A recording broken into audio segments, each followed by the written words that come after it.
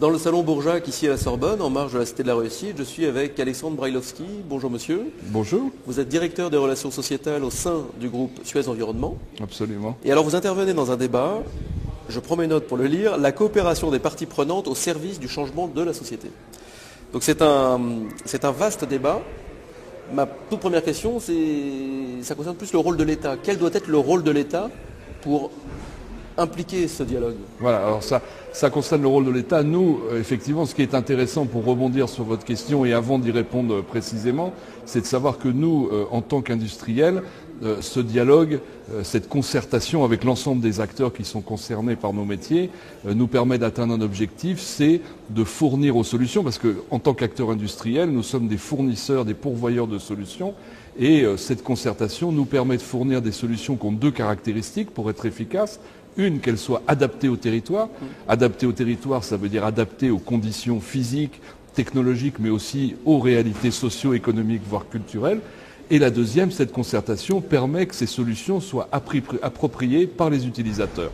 Et ça, c'est les deux conditions pour qu'un industriel puisse apporter des solutions efficacement. Et le deuxième n'est pas un détail, puisqu'une bonne solution, si elle n'est pas appropriée par les utilisateurs, ne fonctionnera pas, donc ne sera pas une bonne solution. Donc ça, c'est notre point d'entrée sur le sujet, concrètement en tant qu'industriel.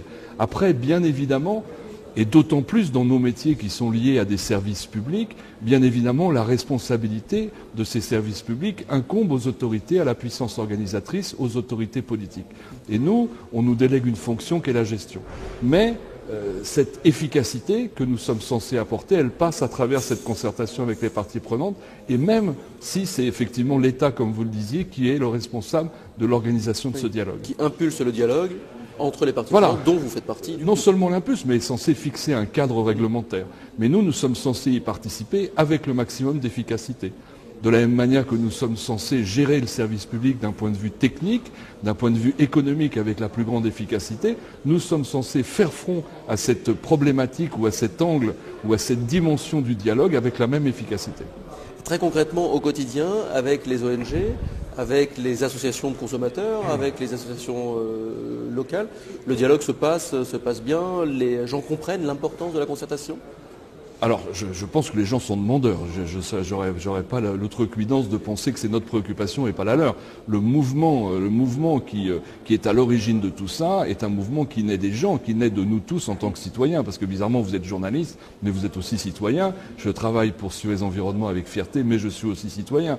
Et aujourd'hui, en tant que citoyen, et l'histoire des 20 dernières années le démontre, l'évolution fondamentale qui s'est produite, c'est que nous ne souhaitons plus être l'objet du travail des autres, nous voulons être acteurs de nos propres vies et de nos propres décisions. C'est ça le changement fondamental et c'est ça la véritable raison pour laquelle et l'appareil politique, administratif et l'entreprise s'adaptent et changent et a recours à ces pratiques. On en revient du coup à cette notion d'intérêt général qu'on évoque régulièrement. Est-ce que vous pensez que le citoyen lambda, entre guillemets, avec toute je suis un citoyen, vous êtes un citoyen, a une notion de l'intérêt général, sachant que l'intérêt général nous dépasse régulièrement? Mais le citoyen est l'intérêt général. C'est pas qu'il en a conscience, c'est qu'il l'admet. Je crois que c'est naturel, c'est spontané. Enfin, je n'imagine pas. J'avoue que j'ai du mal à saisir toute la subtilité de la question, mais je veux dire, c'est le problème du vivre ensemble. Ouais.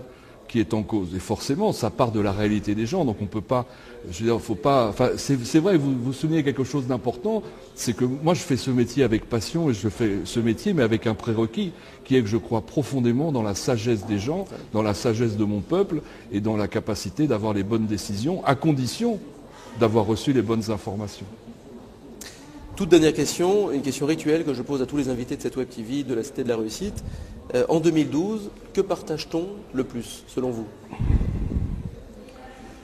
C'est une vaste question. Oui, enfin, elle est vaste. J'ai du mal. Je sais pas ce qu'on partage le plus.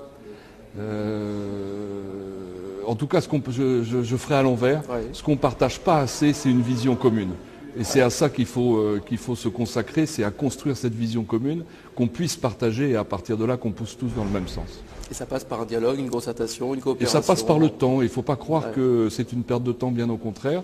Mais il faut laisser le temps au temps de comprendre les enjeux, de donner l'information. Et vous l'avez très bien suscité, cette réflexion.